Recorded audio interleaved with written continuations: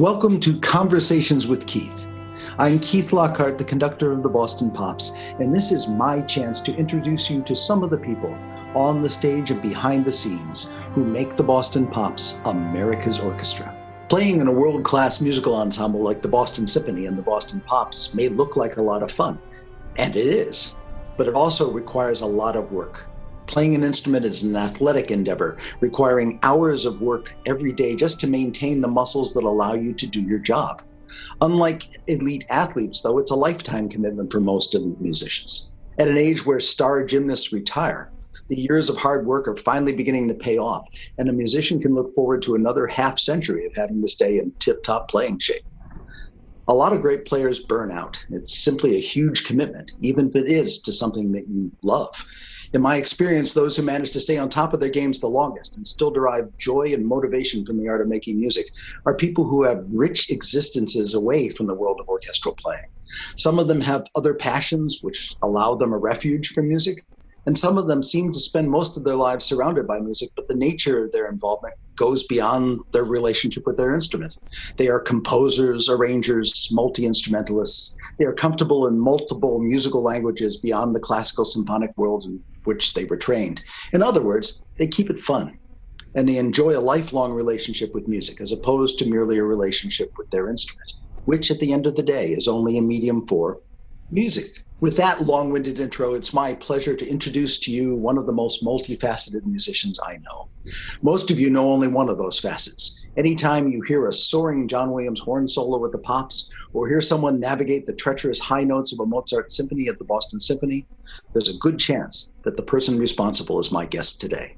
Next year marks his 40th year as Principal Horn of the Pops and Associate Principal Horn of the Boston Symphony. Please welcome Gus Sebring. Hey, Thank Gus. you, Keith. Thanks, Keith. You're welcome. Nice to see you. Good. It's nice to see you as well. I have to start with a confession. I love the horn. But the thing is, and people ask me all the time, they say, well, I know I was trained as a pianist. My orchestral background's as a clarinet player. But they say, well, what's your favorite instrument?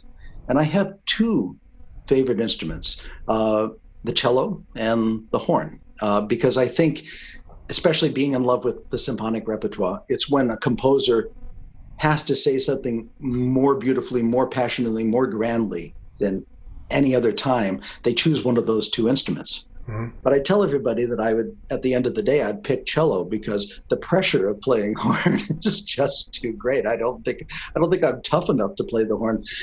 Every instrument is difficult, equally difficult, I would say, to play at the highest level. But horn, boy, how do you guys survive the hot seat?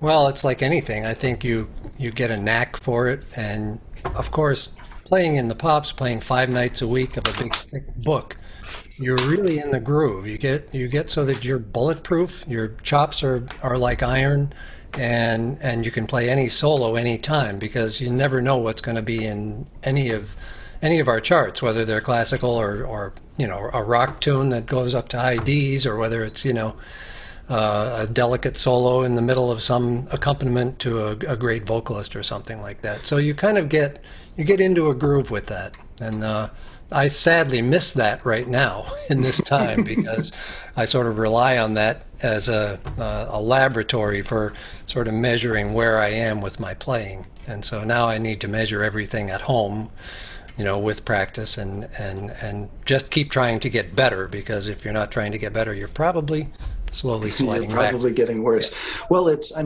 is an athletic endeavor. It is also, however, a really finely calibrated art.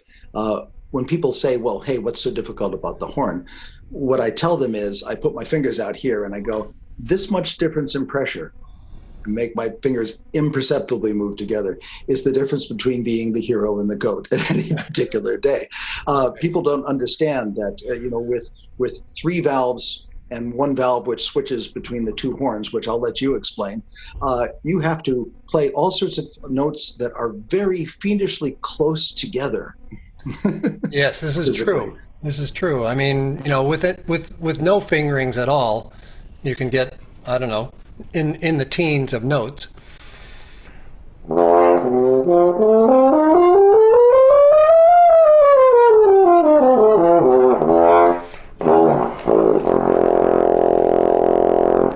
So you've got a fundamental and all the harmonic series over that. And so when you get up where most of the horn solos are, that's no valves at all, which is why it sounds a little out of tune, but it's also, the notes are pretty close together up there, and if you're trying to come in delicately on one of them, you really need to hear it first, and you need to know what it feels like, in order to secure that note. Well, what many people probably don't know is that until switching over a couple hundred years ago, horns didn't have any valves on them. That's right. You had a horn basically for every key that you might have to play a piece in. And each of those horns were played as natural horn. That is, only with changing pitches with your hand in the bell, but no opportunity to change the length of tubing. That's right, which we do have that opportunity. The second valve takes it down a half step, the first valve takes it down a whole step, and the third valve takes it down a step and a half. So we can get that harmonic series and thus produce the entire chromatic scale.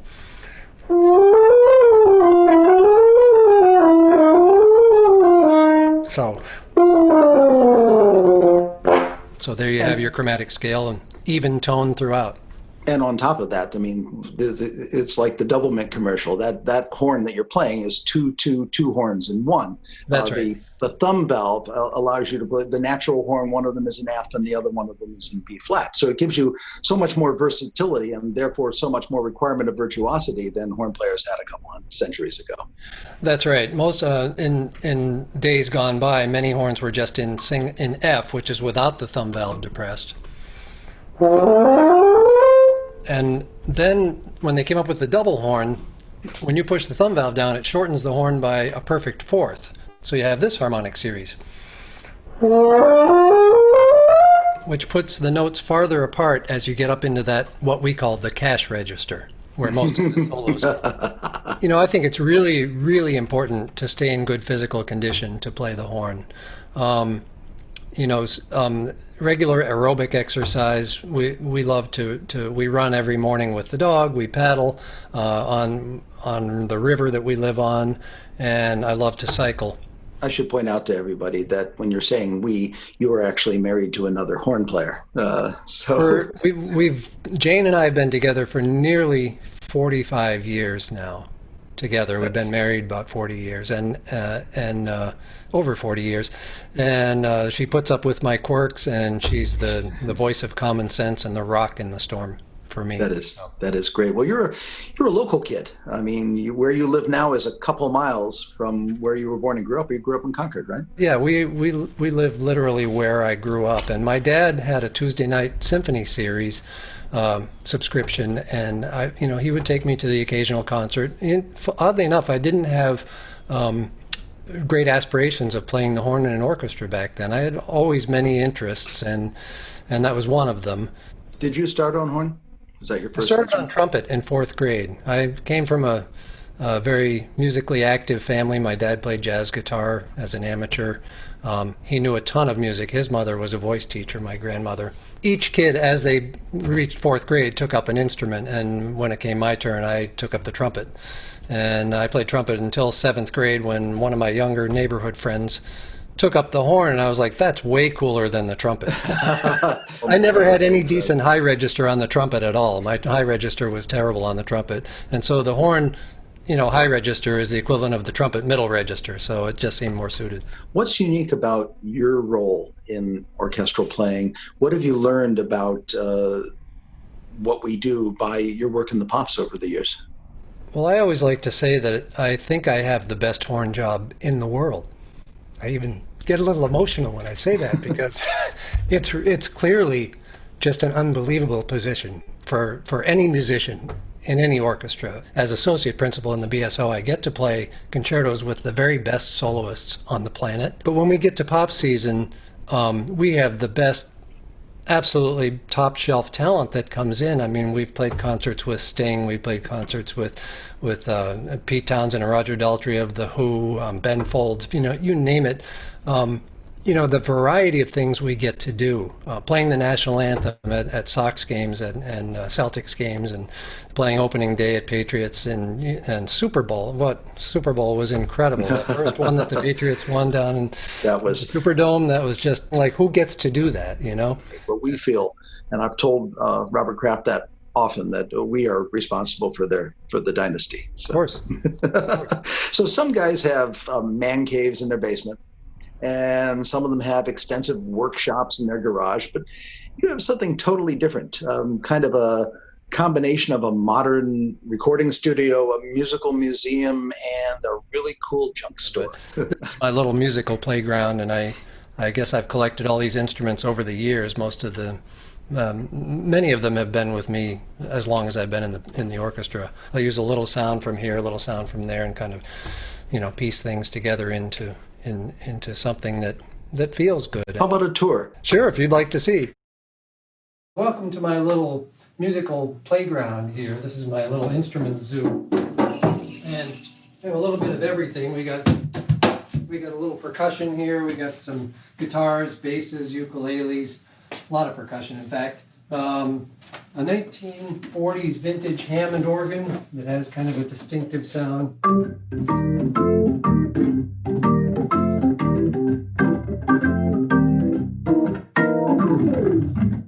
Right? And swing around over to here, we've got a Wurlitzer electric piano. Right?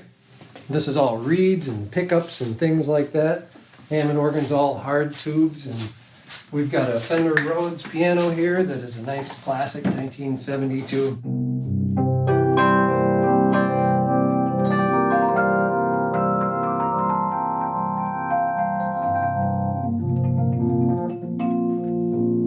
Which produces its sound by little reeds that are in here. You can see them go up and down here.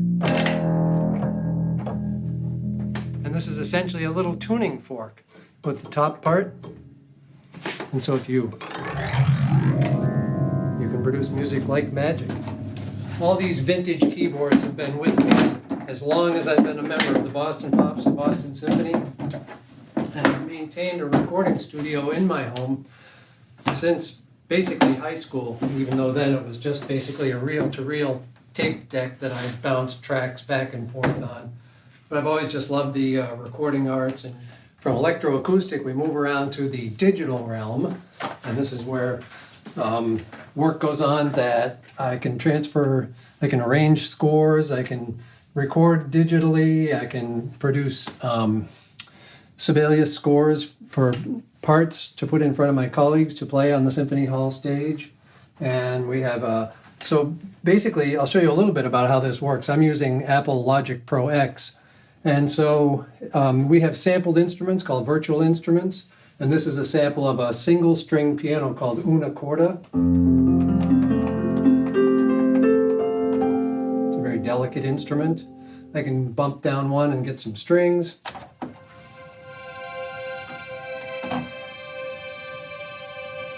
And bump down one more, and I can get a 12-string guitar.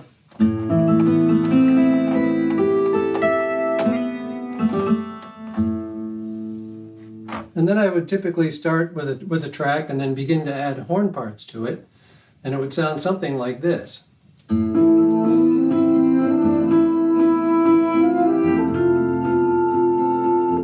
then I might add a second horn part to it. And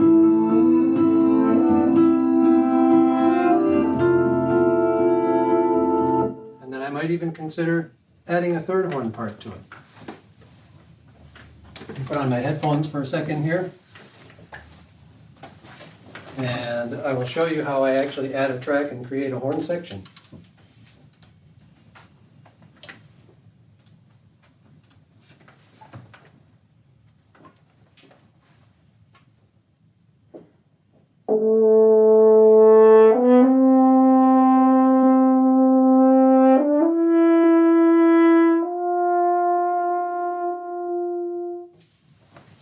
And now we can play back the entire thing.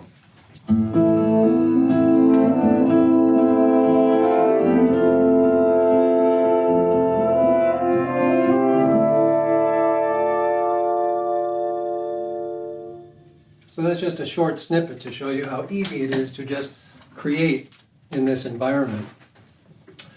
Oftentimes I'll get a mix like that and I'll add either some electric bass to it or some percussion, things like that. Live instruments tend to put a face on any project that is using virtual instruments. And then I'll mix that down, do a rough mix, and I'll put it into Final Cut Pro over here, which is my video editing studio over here. And from there I can work back and forth.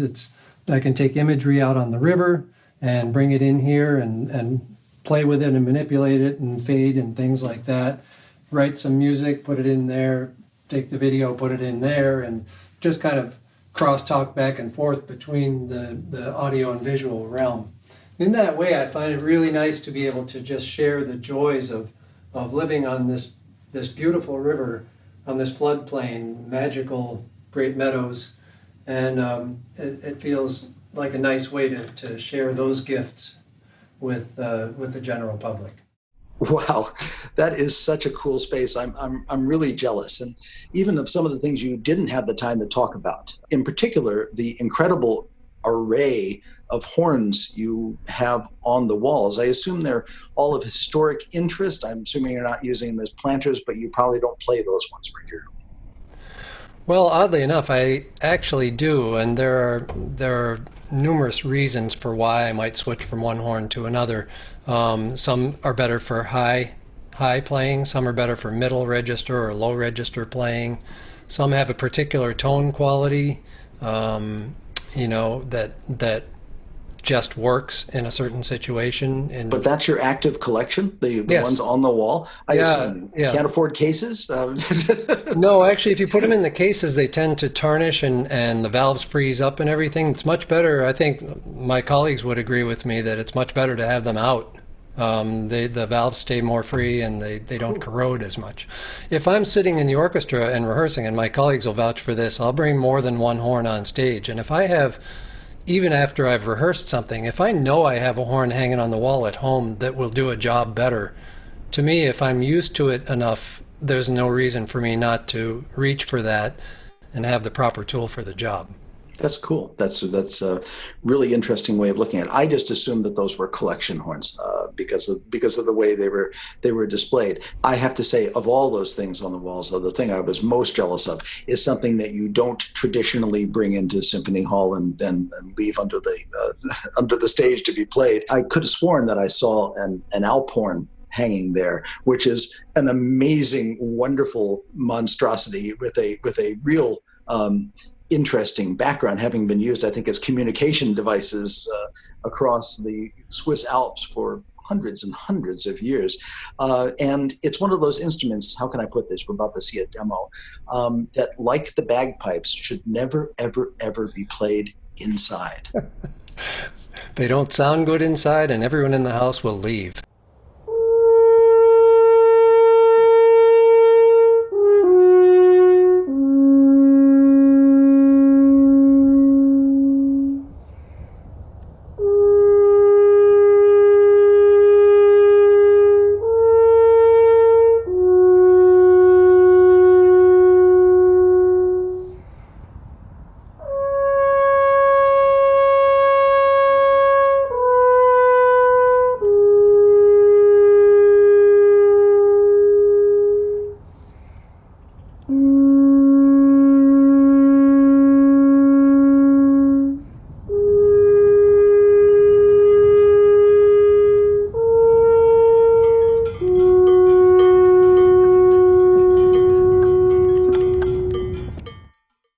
Gus, you told me that your digital musical studio was really just another instrument. It was a way for you to express yourself musically. The process is fascinating for me, and it's resulted in some great collaborations with the Boston Pops. I think the first one that we did during my time here was this beautiful video and musical piece you produced called The Gifts of Great Meadows, which was played on Holiday Pops live in 2009. Take us through the process. How do you create something like that? Well, as I was learning to use multi-track digital software, it must have been holiday time because and my son was young, and we were playing with Christmas carols, and so we did a whole version of different Christmas carols using just the instruments we had around the house. And the following season was when the iPhone was new, the iPhone 3, And I was skiing out on the river, and I began to take some pictures of these ice formations with the sun shining through them at the magic hour late in the day. At the time, I happened to be working on a kind of a marriage of Coventry Carol and Silent Night in the studio, and just playing around with the tonalities in there. And it occurred to me that one might enhance the other, so I put them together into iMovie, I think, and at that point, it was like, oh, this is really moving. I think it's nice. And so I believe I shared it with you at that point. And you said, great, can you make a score? And I was like, no, I'll figure it out. So that was when the answer is yes, by the way. That's when I learned to use a notation program. Now, the idea of putting a piece in front of my colleagues when the piece on either side of it is a John Williams Christmas Carol and Tchaikovsky Waltz of the Flowers is a really daunting idea. But the beauty of it is my colleagues are so supportive that once they knew what I was up to, they offered their help and their support and their proofreading. And string players would say, no, if you write this like that, I'll play it like that. And I was like, oh no, that's not what I want.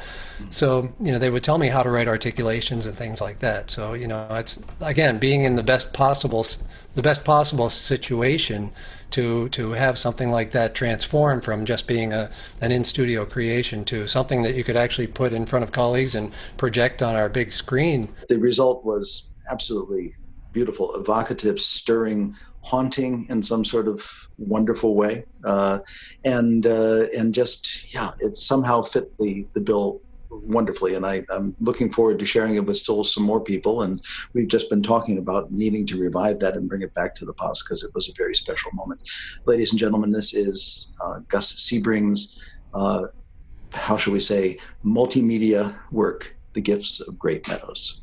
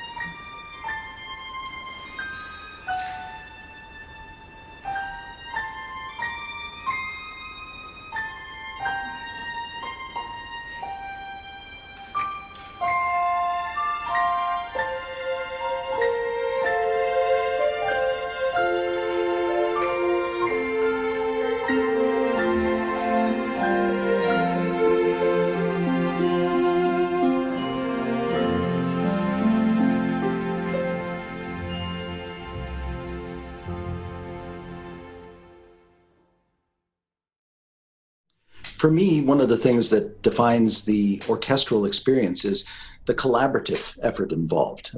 Being principal horn, and Gus, I hope you'll speak to this, it isn't just about playing the solos and the high parts.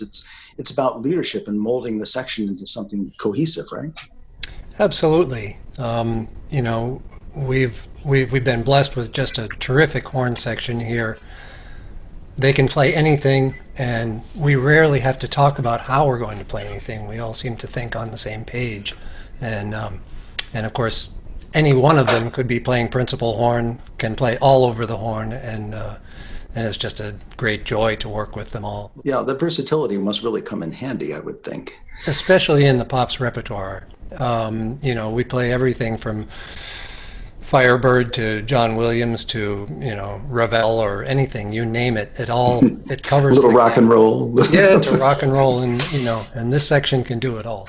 And well, you know, it's funny when you think about turnover orchestras. People tend to think of an orchestra as one big monolithic unit. It's of course comprised of individuals, and nobody has seen more turnover in my 25 years here than the brass section. For instance, of the 6 players in the Boston Symphony when I came in 1995, you're the only remaining horn player. So, but you have been joined over these last few years by 3 wonderful young, at least compared to the 2 of us, and enthusiastic players who also seem to share with you, I think, a work ethic, but also a sense of fun. There they are as Dorothy, the Tin Woodsman, the Scarecrow, and the Cowardly Lion. Not something you see every day. They are Rachel Childers, who, when she joined the Boston Symphony and the Boston Pops in 2011, became the first female member of the brass section in our organization's history. Michael Winter, who came to us from the Buffalo Philharmonic, and Jason Snyder, who came to us from the Chicago Lyric Opera. Yikes! There you guys are. Hey everyone. Have you been listening all along? Great to see everybody. Wow. Yeah, you too. Had no idea. I'm so glad I didn't say anything mean. But, you know, it's really great that you've joined us. We've been touring Gus's studio, and one of the projects he's been working on recently requires, if you are willing, your participation. One of the highlights for me this year of the pop season that was supposed to be was a screening of The Empire Strikes Back with the score played live by the Boston Pops. And this is a highlight for me, but I also know that it seems to be a highlight for horn players. Can you talk a little bit about what it's like to play the music of John Williams from a horn player's perspective? Yeah, it's the hardest and most rewarding kind of music to play. It's a challenge, and when you nail it, there's nothing better. It's amazing. Yeah, one of the things that I feel like is great about John's writing is it's really challenging, but it's never difficult in a way that it shouldn't be. Everything sits really well on the horn, so it takes some effort, but when you're in the gear, it just kind of rolls because it's written so well for the instrument. You know, I have something that I say when I do some concerts about John, in which I say there are two reasons why music can be difficult to perform. One of them is that the composer doesn't know what they're doing, and you have to fix it. It's something that is awkward on the instrument or doesn't lie well, or you look at and you know, I'm really going to have to work incredibly hard to make this sound what I think he wanted it to sound like. Or there's choice B, which is John, which is he knows exactly what he's doing, and he writes within an inch of what is possible on the instrument, but it's always written perfectly for the instrument. I think that's really one of the cool things. And it's not just for horn players too, it's everybody else as well. One of the highlights, and certainly one of the highlights for pretty much any horn player, I think, this season at the Boston Pops was to have been a screening of John Williams' The Empire Strikes Back, with the Boston Pops playing the score live. We're going to have to wait until next season, I'm afraid, for that. But the multi-talented Gus Sebring has arranged one of John's most gorgeous and evocative movie cues, Luke and Leia, for horn quartet, and even, thanks a lot for this, Gus, thrown a piano part in for good measure. Shall we give it a go? That's what I get for a present. Shall we give it a try? What could go wrong? Good luck, everyone. Thanks, guys. Thanks. Thanks.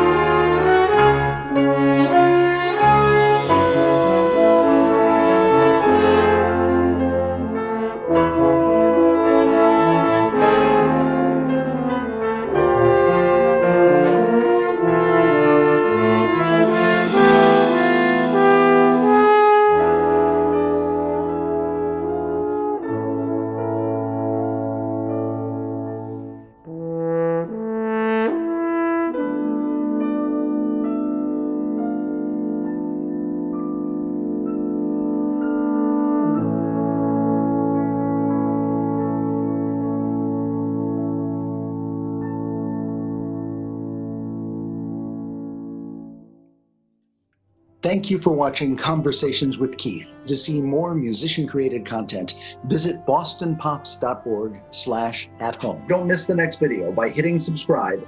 We'll see you next time. Keep the music playing. Scan this QR code image with your smartphone's camera app to donate today.